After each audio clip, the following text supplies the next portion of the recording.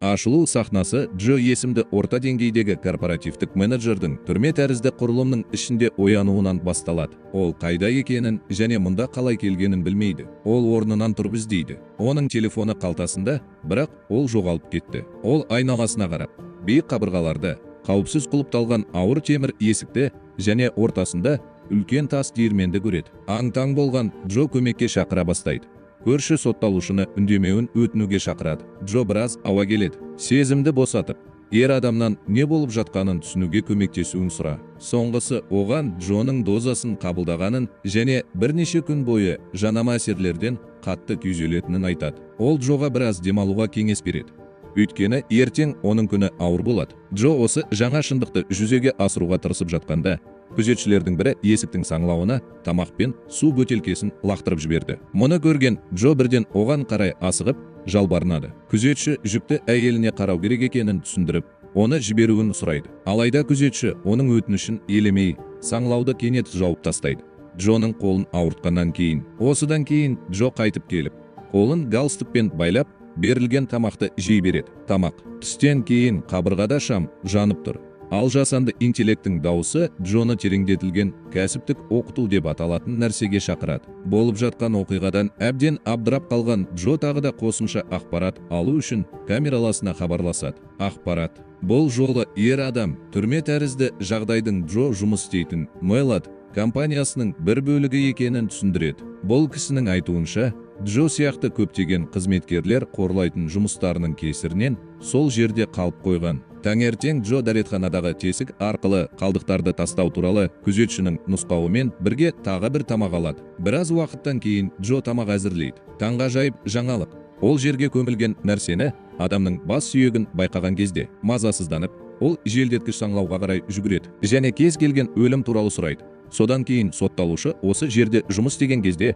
көптеген қызметкерлердің шынымен қайтыс болғанын растайды. Джо мұның қалай болғанына таңғалады. Кез келген компания осылай әрекет ете алады. Жауап ретінде ер адам олардың барлығы Маллардқа қосылмас бұрын келісімшартқа отырғанын түсіндіреді. Онда олар мұның бәріне өз еркімен келіскен. Олар ешқашан ештеңе айтқан жоқ. Өйткені келісім шартта айтылған барлық ережелермен танысуға ешкімнің уақыты жоқ. Көп ұзамай жасанды интеллект дауысы Джоға хабарласып, оның жаңа жұмысы туралы хабарлайды. Дауыс Джоның таңғы сағат 6-дан кешкі 10-ға дейін жұмыс істейтінін және оның жұмысы тас диірменін итерумен байланысты екенін айтады. Әр айналым оған ұпай береді. Ол күнделікті 50 айналым нормасын орындауы керек, әйтпесе жазаланады. Оның үстіне ең аз ұпай жинаған қызметкер бұған қарамастан жұмыстан шығарылады. Олар өз нормаларын сақтай ма, жоқ па? Джо жасанды интеллекттің даусынан оны үйіне жіберуін өтінеді. Бірақ сотталушы оған «Мен оны жақсы көремін» дейді. Бұл пайдасыз. Өйткені компания оларды қажет болғанша ұстайды. Басқа амал жоқ. Джо өзінің ауыр жұмысына кіріседі. Революцияны қамтамасыз ету оңай емес, өйткені ол қажет көп күш. Дегенмен, Джо бар күш-жігерін салуда және күннің соңына қарай ол 100 айналым жасай алады. Шаршағандықтан ол ұйықтап қалады. Тек ояту үшін әріптесінің азапты айқайы олар өлтірмекші болған жұмысы үшін. Келесі күні таңертең Джо көрші сотталушымен сөйлесіп таңғы асын ішіп отыр. Ол квотаның мәні неде деп ойлайды. Өйткені қызметкерлер өз міндеттемелерін орындаса да жұмыстан босатылады. Мақсат, көршісі Маллардтың жақсы болуы жеткіліксіз деп жауап береді. Әңгімелесу барысында көршісі Джоның кеше 100 айналым жасағанын біледі. Және ол оған тым көп күш салмауға кеңес береді. Әйтпесе Маллард одан да көп нәрсені күтеді. Дегенмен, Джо қажырлы еңбек оның болашаққа билеті болады деп сенеді. Бостандық және жүкті әйеліне оралу. Кейінірек жұмыс кезінде Джо әйелі Кейтке жаңа үй сыйлаған күнін есіне алады. Ол уайымдады, өйткені бұл оның компаниясы берген қымбат жер еді. Бірақ ол оны әйтеуір жұбатты. Келесі күні Кейт оған бұл туралы еске салды. Ол дәрігердің қабылдауында болды және одан демалыс алуын өтінді. Бірақ Джо екі ойлы болды. Бұл оны алаңдатты. Ол оның отбасынан гөрі жұмысқа басымдық бергеніне наразы болды. Оятқыш шырылдаған кезде Джо қазіргі уақытқа оралды және ол 150 айналым жасағанын түсінді. Жұмыс ауысымы аяқталғаннан кейін күзетші Джоны есікке шақырып, өзі шешінуді бұйырады. Өзін шеттетемін деп ойлап, Джо өзінің 150 айналымға жеткенін көрсетеді. Бірақ күзетші тыңдамайды. Есік ашылып, Джоны күңгірт жарық бөлмеге апарады. Онда олар оны сумен орап алады. Оның жеңілдеуіне бұл күтпеген сынақ жай ғана шомылу. Күндер өтіп жатыр. ал Джо тынымсыз күн астында көбірек жұмыс істей береді. Аптап ыстық оны көбірек су ішуге мәжбүр етеді. Бұл оның бөтелкесін босатуға мәжбүр етеді. Үмітсіз, ол күзетшіге көбірек су әкелу туралы белгі беруге тырысады. Бірақ көршісі оларға не беріп жатқанын хабарлайды, тек олардың аман қалуы үшін тамақ пен су жеткілікті. Көршісі оған шөлін қалай қандыру керектігін де айтады. Ол бөтелкелерге зәр шығаруы керек.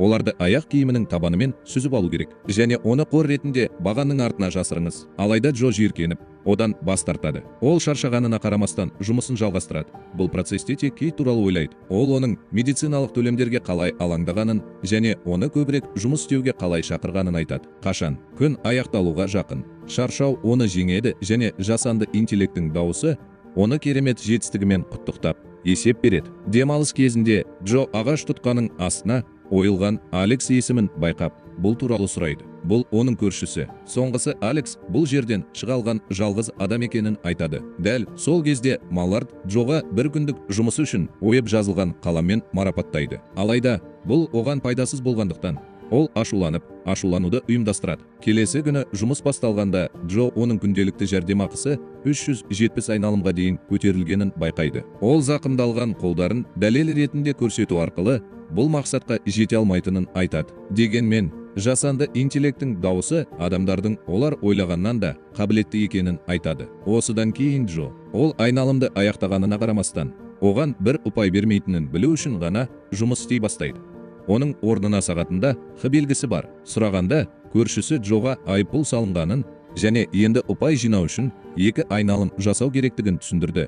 Бұл оның жаңа квотасы 740 екенін білдіреді. Басқа амал жоқ. Джо жұмысқа кіріседі. Ол өзін шегіне дейін итермелейді, бірақ ақырында шаршау оны жеңеді және ол бас тартады. Күннің соңында жасанды интеллекттің дауысы оған өз нормасын орындамағанын айтады және оған жаңа мотивация қажет болуы мүмкін деп санайды. Содан кейін экранда Кейттің профилі пайда болады және жасанды интеллекттің дауысы оны да сол жерге апарамын деп қорқытады. Бұл Джоны ашуландырады. Сондықтан ол асығыс ертеңгі мақсатына жетуге уәде береді. Жасанды интеллект оған өзін дәлелдеуге мүмкіндік береді міндеттеме. Келесі күні Джо зақымдалған қолындағы стрессті жеңілдету үшін диірменнің тұтқасын пальтосымен жауып тастайды. Содан кейін ол айналымдарды бекіту үшін бар күшін салады. Бір сәтте оның шаршауы галлюцинацияға әкеледі. Онда ол өзінің Маллардқа деген сенімін келемеждейтін мысқыл нұсқасын көреді. Дегенмен аз болса да, Джо бұл алаңдаушылықтарды елемей үлгереді және сағат 10-ға жеткенге дейін норманы орындап, өз жұмысында табандылық танытады. Ақыры айыппұлды алып тастады.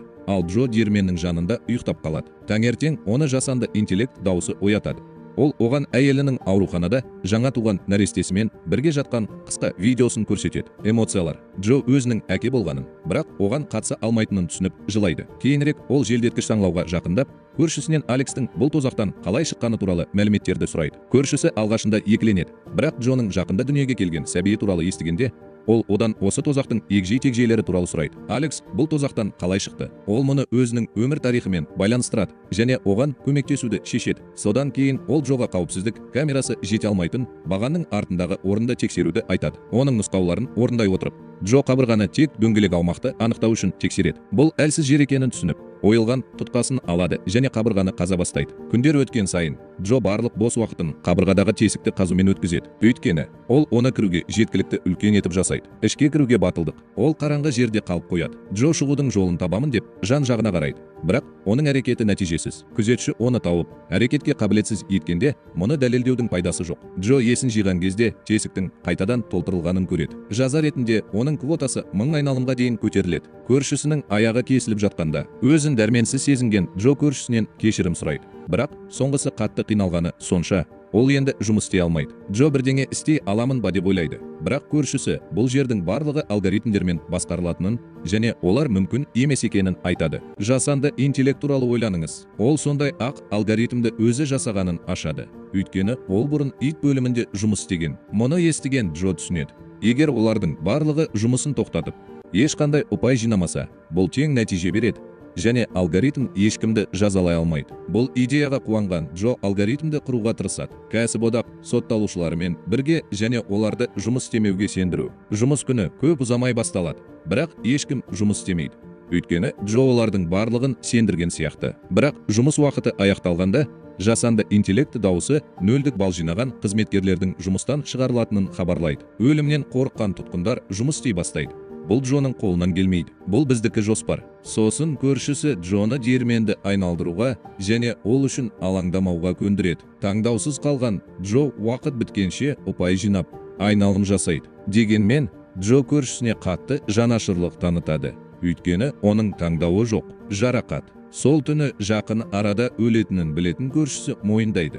Ол шын мәнінде Алекс. Ол түнел арқылы қашып кетпек болды. Бірақ оны Джоға ұқсайтын күзетші ұстап алып, бөлек камераға қамап қойды. Ол бұл туралы айтпауға шешім қабылдады. Екінші, қашу әрекеті мүлде басқаша болар еді деп үміттеніп, Джоның ақпараты. Қысқа әңгімеден кейін олар бір-бірімен қоштасады. Джо төсекке жатқанда, ол жойылмай тұрып, Алекстің азапты айқайынан мазасызданады. Келесі күні жасанды интеллекті Джоға әйелі мен олардың қазірдің өзінде серуендеп жүрген ұлы бейнеленген тағы бір бейнені ұсынады. Оның қанша уақыт ұйықтағанын түсінгеннен кейін, ол қашып кету әрекеті мүлде басқаша болар еді. Ол осы камерада жоғалып кетті. Ол ашуланып, ашуын компанияларға шығарады. Ол Маллардты 10 жылдық тәжірибесіне қарамастан бәрін тартып алғаны үшін қорлайды. Адал қызмет. Өкінішке орай, жасанды интеллект оның мінез-құлқын қолайсыз деп санайды және тез арада өлім жазасына кесуге бұйрық береді. Содан кейін Маллардтың бір топ қызметкері күзетшімен бірге кіреді. Өлімге әкелетін инъекцияны дайындап жатқанда, күзетші әйелі мен ұлына дөрекі сөздер айтады. Бұл Джоны ашуландырады. Содан кейін оған шабуыл жасап,